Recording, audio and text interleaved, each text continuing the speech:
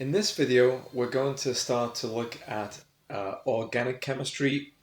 This video is designed for students in a general organic and biological chemistry course, the type of course needed as a prerequisite for allied health professions or nursing professions, that type of thing. So we're going to start by looking at alkanes and alkenes. So alkanes, essentially, we look at the suffix of the name ane, A-N-E. So for the most part, whenever you see a chemical with the suffix ane, like butane, propane, methane, they're all alkanes. Alkanes are hydrocarbons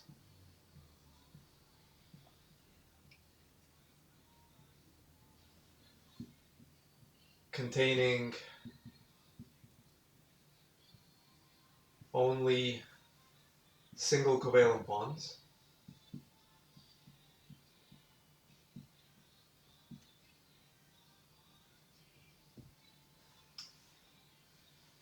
I'll find my red. So there's a lot of vocab here. So a hydrocarbon, hydro just means hydrogen. Carbon clearly means carbon. So a hydrocarbon just means a chemical that only contains carbon and hydrogen atoms. And we can actually preface this with a word and say that alkanes are saturated.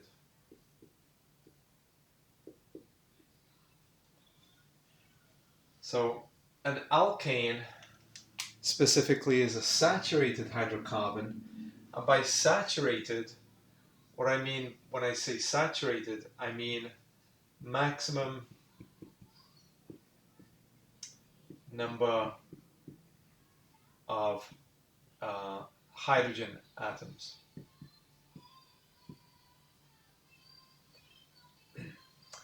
So that's what I mean when I say saturated. This will become clearer when we look at alkenes, which are unsaturated, and that will be less than the maximum number. So without context right now, there's just vocab. The vocab becomes contextualized as we go through the video. Let's look at an example. An example would be methane. So this, for the most part, is the gas that comes through on a gas stove at home or on a range if you have a fancy home.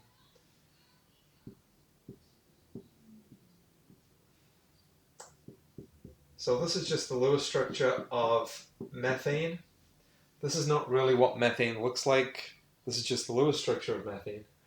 So it's a carbon with 4 bonds, and at the end of each bond is a hydrogen atom. So is it saturated? Well, first of all, is it an alkane, period? Yes, evidence that it's an alkane are the suffix ane, which match this name here. Generally an alkane will end in ane, so that's one good sign. Do I have single covalent bonds? Yes, I have 4 of them. Do I only have hydrogen and carbon? Yes. Now you can have single covalent bonds with things other than hydrogen and carbon. That's fine. They just wouldn't be hydrocarbons. They'd be something else. So just a basic alkane would only be a hydrocarbon. Do I have a maximum number of hydrogen atoms? Well, carbon can only form 4 bonds. So 4 hydrogens is the maximum number I can have. So yes, this is maximized. So this would be an example. Ethane, or ethane, but I think most people would say ethane, is 2 carbons. All single bonds.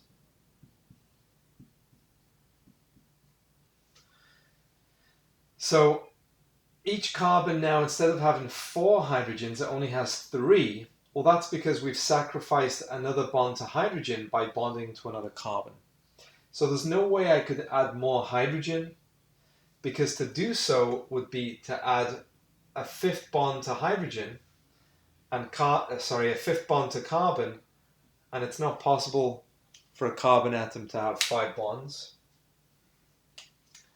So we are maxed out here.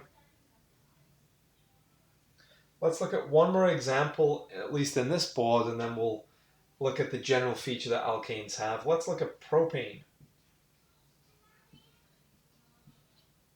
Propane is also an alkane because it has the suffix ane. Propane is the chemical that you have in when you grill outside, or when you go to the home improvement store and you buy those canisters of gas in the, they usually have a rhino symbol on.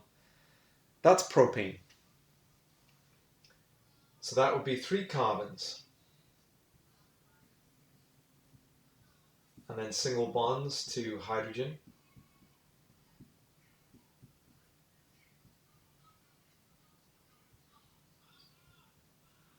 Okay, so we've got 1 carbon, maximize the number of hydrogens, 2 carbons, maximize the number of hydrogens, 3 carbons, maximize the number of hydrogens. And essentially a way to look at this is to look at the carbon and then make sure the carbon has 4 bonds, 4 single bonds. And as much as you can, make sure that they are to hydrogen. Clearly, we have to bond to other carbons if there are more than 1 carbon, but we've maximized how many hydrogens we have. Okay, so typically at this level of chemistry, you'd be expected to know the structure of the first 10 alkanes, and I'll summarize them in a second for you, at least the names. Here's the first 3 examples, so the 7 others that you typically have to know. What they all have in common is they follow this formula, CnH2n plus 2. So if a chemical follows this formula, you have evidence that it's an alkane. So let's see how these 3 obey this formula. Well, for methane, C is 1. So there's 1 carbon. So N is 1. So 2 ones are 2, plus 2 is 4. So this would be CH4, and that's exactly what we have for methane. So I can go ahead and write CH4 here. Okay. For ethane, N is 2 because I have 2 carbons. So if N is 2, then 2N plus 2 is 2 multiplied by 2, which is 4, plus 2, which is 6. So we have C2H6 for ethane. And then propane, N is 3. So I'd have 3 multiplied by 2 is 6, plus 2 is 8. So I'd have C3H8.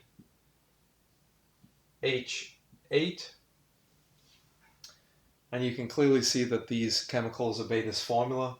So it's well worth remembering this formula. This is the formula for alkanes. I'll erase the board and we'll look at the other 7 members of the alkane family. At least the 7 members that you have to know at this level.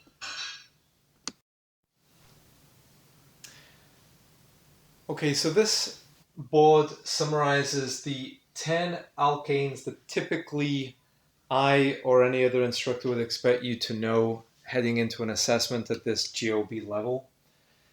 So just in terms of pronunciation, we have number of carbons and the name. So methane or methane, ethane, propane, butane, pentane, hexane, heptane, octane, nonane, decane. Notice they all end in the suffix ane to remind us that they are alkanes. Because they're all alkanes, they obey the CnH2n plus 2 formula. And based on the number of carbons, we can rapidly produce the formula. So 1 carbon, C, N is 1, 2N plus 2 is 4. Ethane, C2. So N is 2, 2 2s are 4, plus 2 is 6. So C2H6. Propane is C3. N is 3, 2 3s are 6, plus 2 is 8. So these were on the previous slide, or board. So these will be new. So we've got C4, H10, C5, H12, C6, H14, C7, H16, C8, H18, C9, H20, and C10, H22. Notice that the carbons go up one at a time. Notice that the hydrogens go up two at a time, and they obey this formula. So these are essentially these become the building blocks that our study of alkanes at this level are going to be based on. So I'm going to tidy up this board and we'll get to drawing some structures and we'll get to naming some alkanes, and I think we'll deal with alkanes first and then we'll come back and deal with alkenes.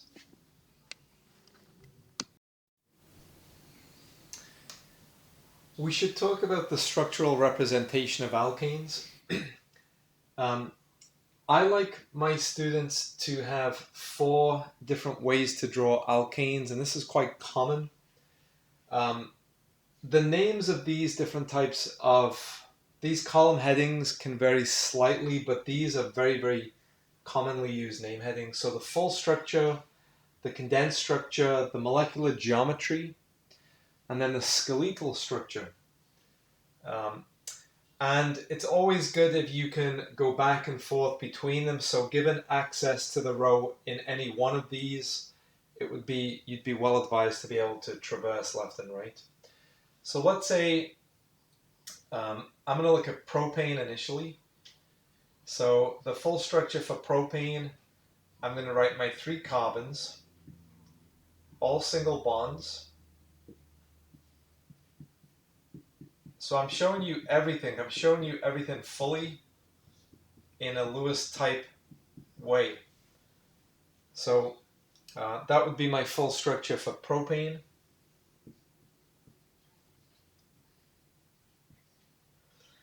The condensed structure, you would come into this, read it left to right, and you notice you essentially look at each carbon atom. So this carbon atom has 3 hydrogens, so you write CH3. Then you move on to the next carbon. This central carbon has 2 hydrogens, so you write CH2. The final carbon has 3 hydrogens, so you would again write CH3. So the difference between the condensed structure, we've condensed down all the bonds, so we know that they're still there. We just don't point them out in the detail that is arguably unnecessary. So this would be the condensed structure of propane. The geometry, if we did the geometry, we would want to go back to the original full structure and we'd want to actually show the 3D representation. So the way I would suggest that you do this, you want to look for the longest continuous carbon chain, which here is the only carbon chain. That won't always be the case, but the longest continuous carbon chain. And you want to essentially draw it like a honeycomb.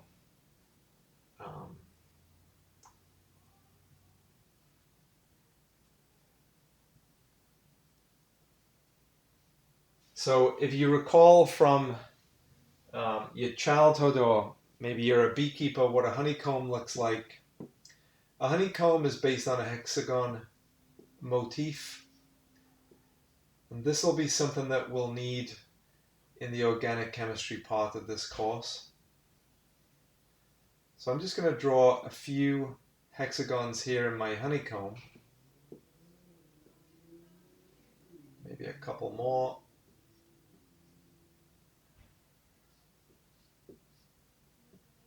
Okay, so as much as you can. So first of all, a honeycomb is a hexagon.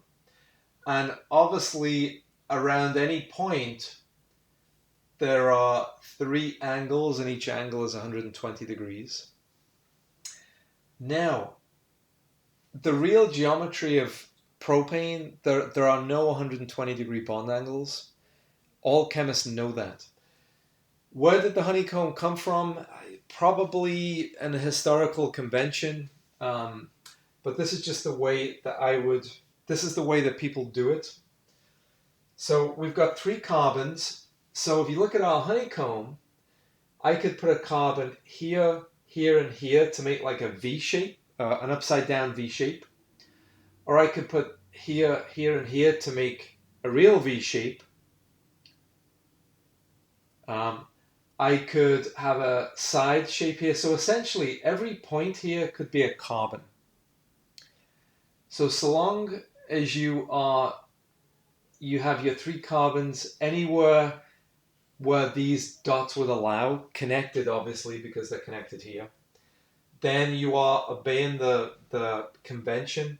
I'm randomly, no real reason, I'm randomly going to pick a V shape, which, as you can see, if I were to show you where on the honeycomb I'm looking here.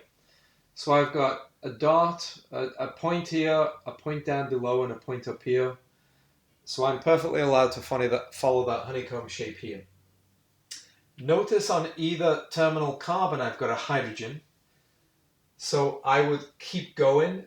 So this would be my hydrogen on one end, this would be my hydrogen on the other end. So that extends the honeycomb. Okay, so I've essentially got my backbone for this propane structure. So we've got the honeycomb, and now I know that carbon has 4 bonds. So the way I would draw a carbon is I draw it, and I would suggest that you go counterclockwise. You want to have a line, a wedge, and a dash to make a tetrahedral structure for each carbon. So if we put the carbon right at the middle, that's what we want to do. So there'll be more on this specifically in another video. For now, we're just going to get going with that. So, and again, I would go line, wedge, dash, going in a counterclockwise fashion. So if you look at this first carbon, we already have 2 lines. So after the line comes the wedge. The wedge is perspective coming towards you. And then after the wedge comes the dash. And we can put our 2 H's on there. So that's this first carbon with its 3 hydrogens. The first one was already laid out. The other 2 now are a wedge and a dash. The central carbon also has 2 H's. Well, the central carbon already has its 2 lines, so next comes a wedge going counterclockwise. And then finally a dash. And then finally the third carbon, again going counterclockwise, we have line. So we have a wedge.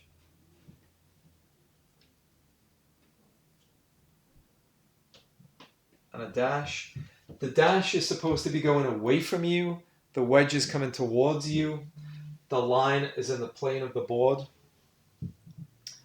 So this is what I would mean by basing it on a honeycomb backbone, and then we use the wedge dash to give us 3 dimensions to make it a true geometry.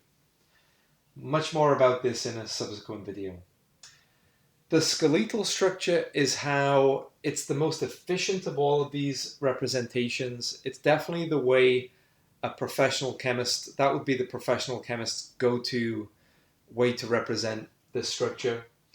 You essentially just focus on the carbons. So in a hydrocarbon, because it's assumed that chemists know where the hydrogens are, we don't remind each other on a daily basis. We just know that they're there.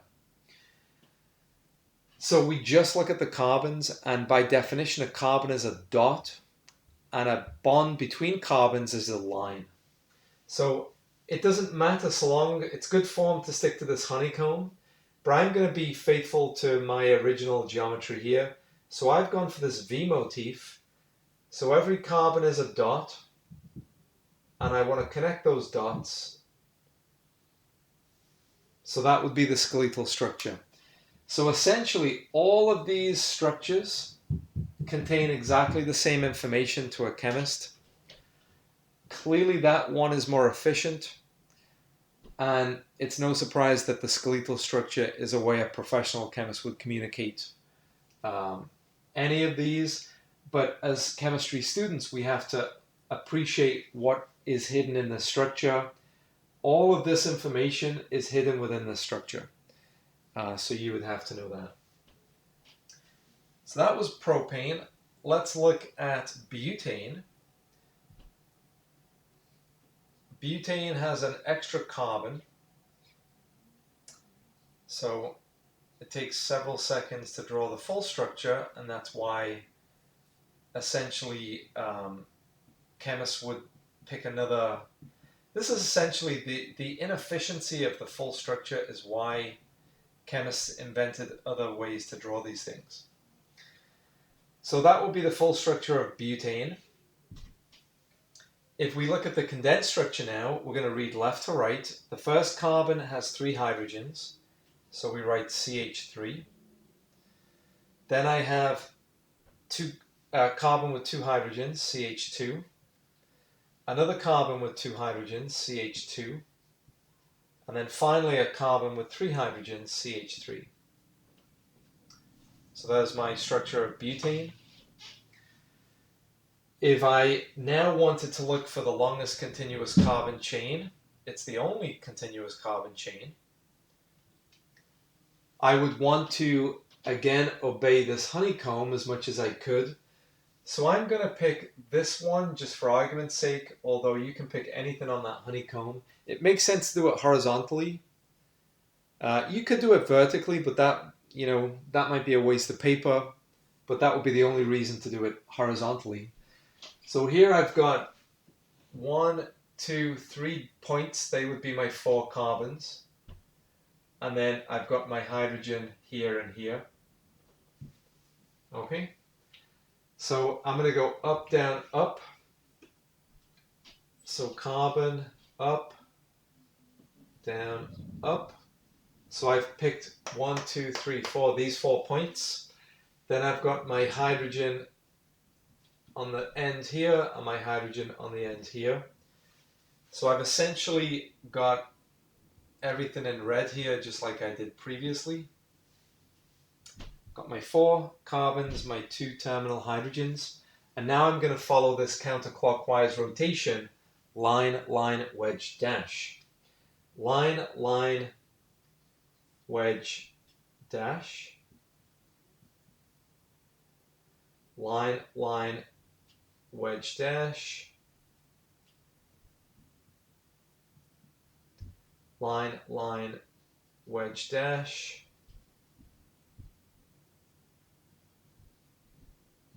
Line, line, wedge, dash. So that would be my geometrical representation of butane. In skeletal notation, I ignore the hydrogens, we all know they're there, and I just focus on the carbons, which are just 4 dots connected with lines. So that would be my skeletal structure for butane.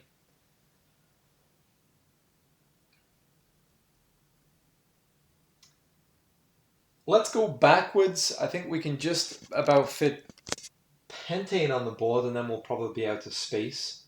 So if I need to add 1 more carbon here, I've got a fly trying to get in the way of my chemistry. Okay, so let's put a 5th carbon on here, and let's see if we can go back.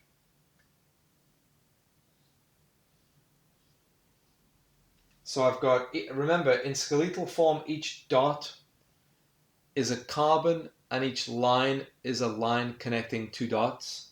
So I've got 1, 2, 3, for 5 carbons. So let's draw that. That would be 1, 2, 3, 4, 5. Let's put our terminal hydrogens in. Let's go round counterclockwise. Line, line, wedge, dash. It's easier if I'm this side. Line, line, wedge, dash. Line, line, wedge, dash. Line, line, wedge, dash. Finally, line, line, wedge, dash.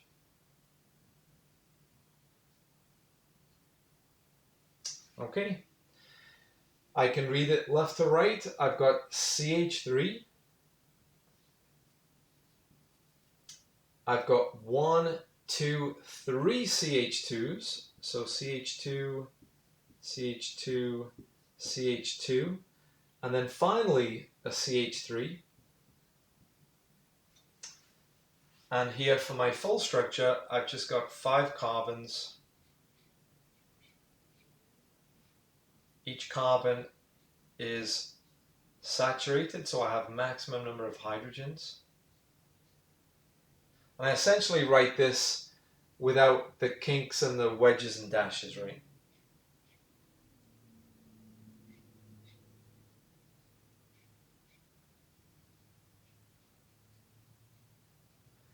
So again, I would expect my students, and any student would probably be expected to go back and forth between these representations.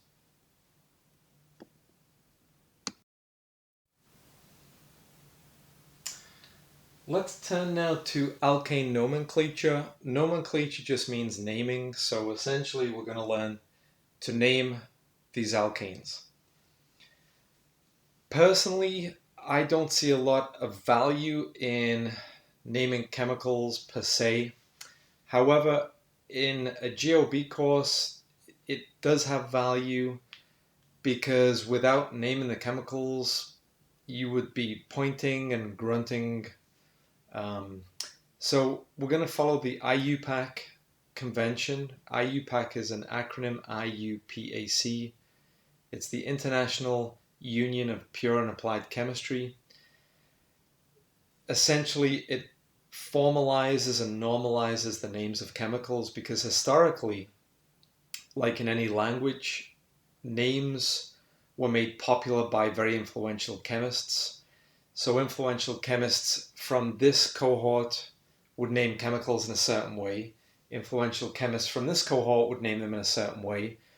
And then the two cohorts would think the other were ridiculous and wouldn't obey the rules. So eventually people said, enough, go back to your corners. This is how we're going to name the chemicals because we don't like either of your names. And luckily that is slowly becoming the norm now. So there is some benefit to names, but just bear in mind the name doesn't teach you about the chemistry. It just helps you avoid grunting at objects on a board. And for that reason, I would recommend that you would learn it at this level. Okay, so let's say I'm going to draw a chemical. I'll draw a condensed structure. Now, other than those 10 alkanes, the methane, ethane, propane, etc. through decane, that is nomenclature. To make it a bit more challenging and worthy of an assessment question, we'd have to start to branch the alkane. So let's start to branch these alkanes. And wherever I have a branch, I'm going to extend the bond so you can see where the branching is happening.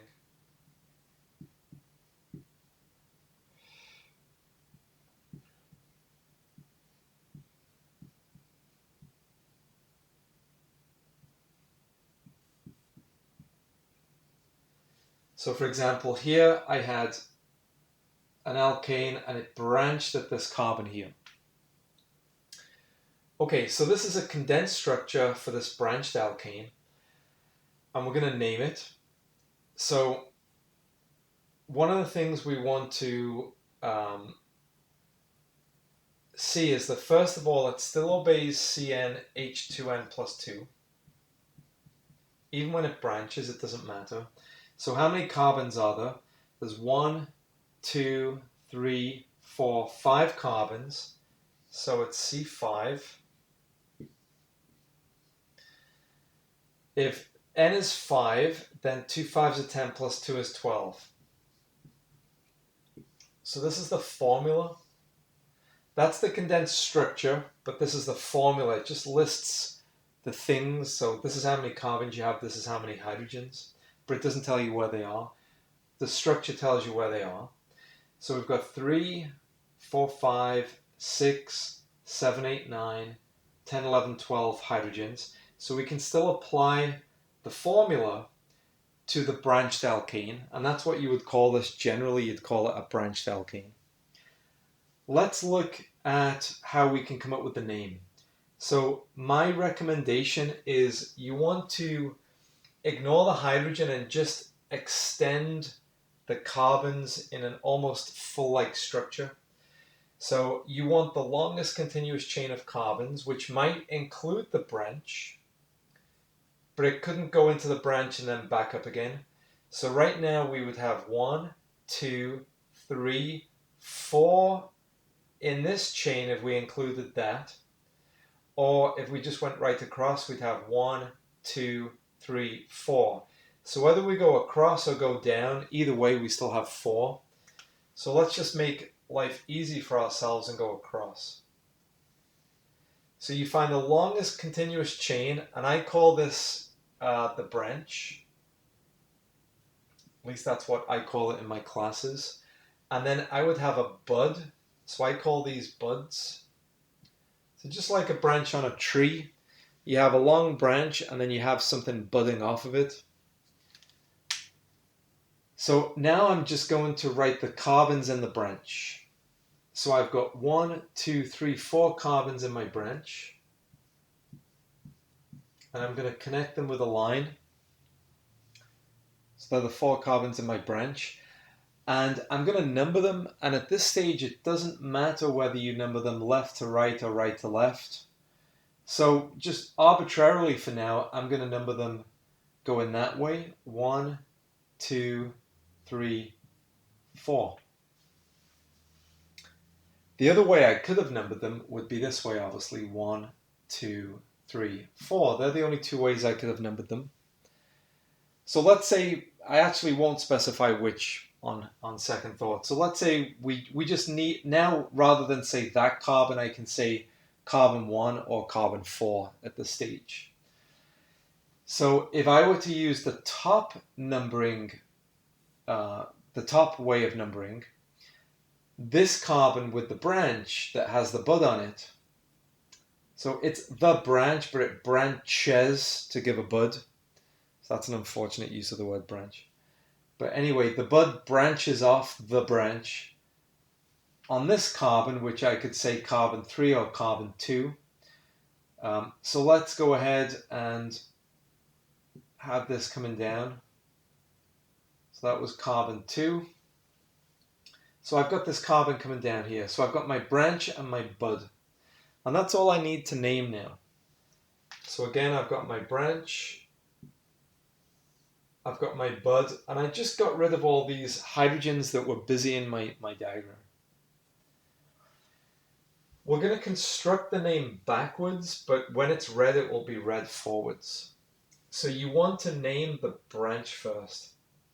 So we've got the branch, and going this way, we're going to have the bud. So the branch has 4 carbons, so that's butane.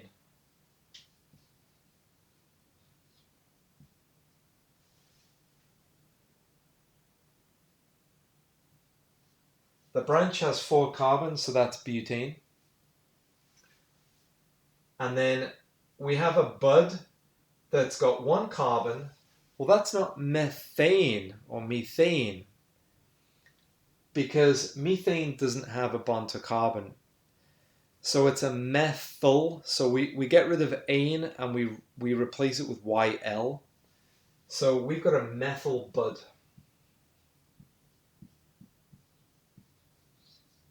Methyl bud. Buds always end in YL. So it's not methane. Methane is CH4. This is CH3. So it's methyl. It's a piece of methane. There's a convention. It's not a science thing. It's just a decision that people made. It's a convention. The convention is that you want your buds to have the lowest possible number. So now I've got to pick a numbering convention. If I number this way, I've got my bud on carbon 3. If I number this way, I've got my bud on carbon 2. 2 is smaller than 3, so by convention, I want the smallest number. So I would then I would choose the one that gave me the smallest number, which would be this one. So I've got a bud on carbon 2. I've got a methyl bud. All one word, methyl butane.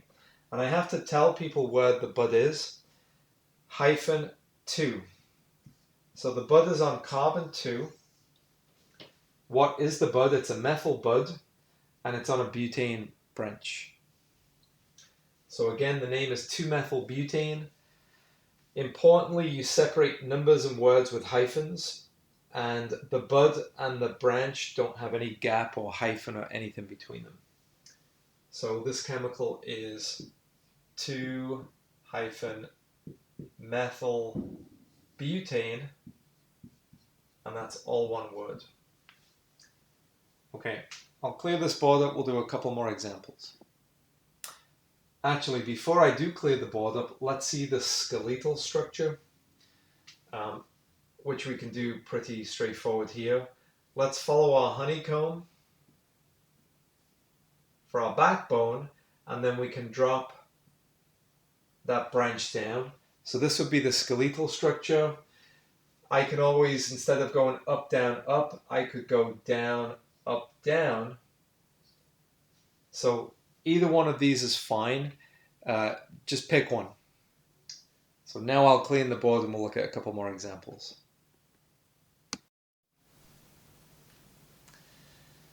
Okay, so we have another example here. It's a bit more complicated, but the process is still exactly the same. So here I've added different types of buds, and I've also got this parenthesis here, which, and I'll show you how to handle something like that. You can do 1,000 examples, you can do 2 examples. I would encourage you to do 2 examples really well, rather than do 1,000 examples partially well. The process never changes. So we're just going to look at the longest continuous carbon chain. If ever you see parentheses like this, essentially what you have to do is to tease out what's happening. So I'm just going to write the longest continuous, I'm essentially going to write down all the carbons and then see which is the longest chain. So I've got 1, 2, 3, 4, 5, 6 carbons. Let's do that. 1, 2, 3, 4, 5, 6. On this carbon has 3 carbons around it. 1, 2, 3. So that's how you tease that parenthesis out. So again, this carbon is that carbon, and it had 3 other carbons around it. This carbon is, let's see, 1, 2, 3. It's the 4th one in, so it's that one. And we've got these 2 carbons up here. Here. This carbon is the 3rd one in, and we have 1 carbon down here. So I was given this in my assessment. I've now stripped it down so I can see exactly what's going on. And now I want the longest continuous carbon chain. 1, 2, 3, 4, 5, 6, 7. That looks like it's my longest chain. and everything else is a bud.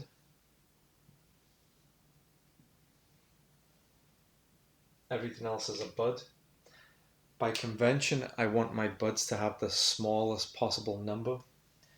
So I know that if I count this way along my branch, I hit buds quicker. If I count this way along my branch, I don't hit buds till here. So I'm going to number them 1, 2, 3, 4, 5, 6, 7. A single carbon is a methyl bud.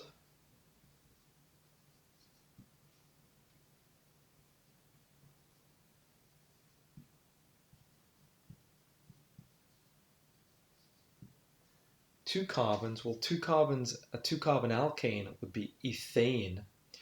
So a two-carbon bud would be ethyl, just like methane becomes methyl, ethane becomes ethyl, propyl, butyl, pentyl, etc. up to decyl. So this would be ethyl.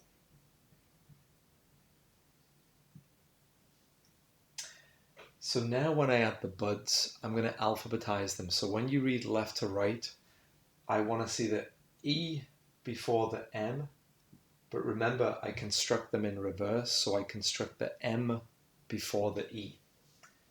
So my longest continuous chain, my branch, has 7 carbons, so that's heptane.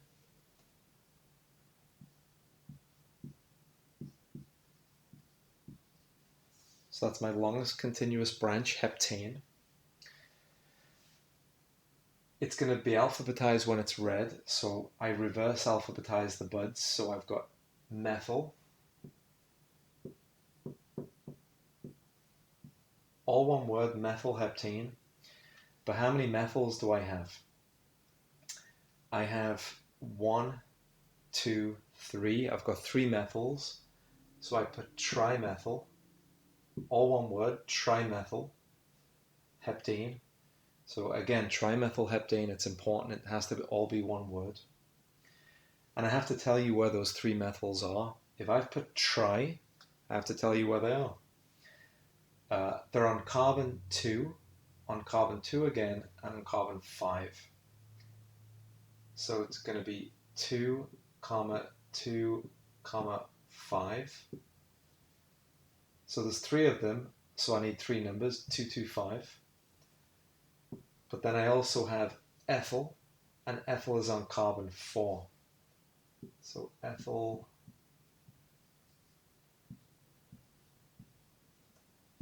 so this is a long one. And you could get longer, you could get shorter, but they're always the same.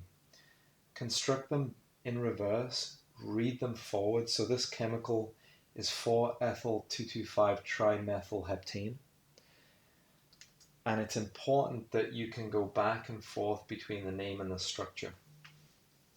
So I've just shown you how to take the structure and produce the name. If we did it in reverse, I would take 7 carbon branch,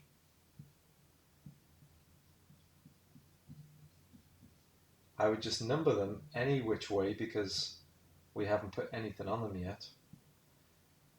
On carbons 2, 2, and 5, I'd put 3 methyls. So methyl, methyl, methyl. Doesn't matter if you put them up or down because single bonds can twist. And on carbon 4, I'd put ethyl. Again, up or down, it doesn't matter. Here I've got the carbon down, here I've got the carbon up. Single bonds can twist, as we'll see in subsequent videos. So it really doesn't matter.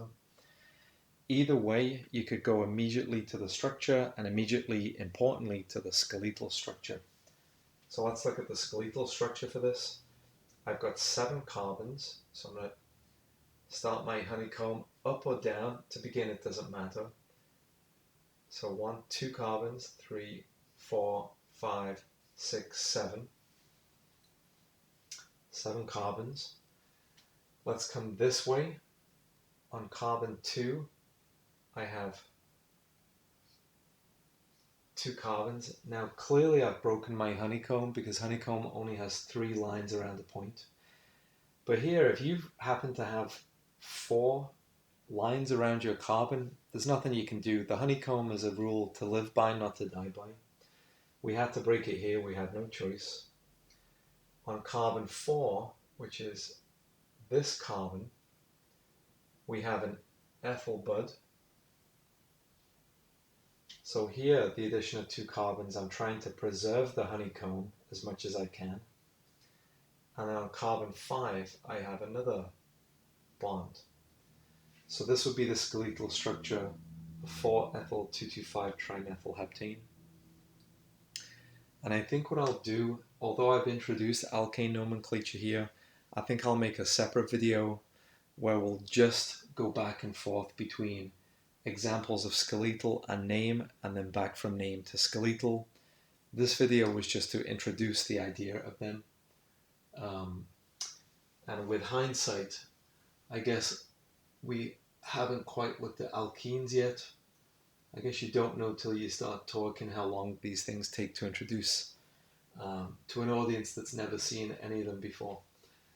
So with hindsight, I guess all we accomplished in this video, which is getting kind of long now, is alkanes. But that's okay, alkanes is no small feat. So again, as we move forward, skeletal to nomenclature, that transition back and forth is very important and likely to be assessed. And in my class, sure to be assessed. And with that, I'll conclude this video. I'll make another one where we spend a bit more time looking at this transition.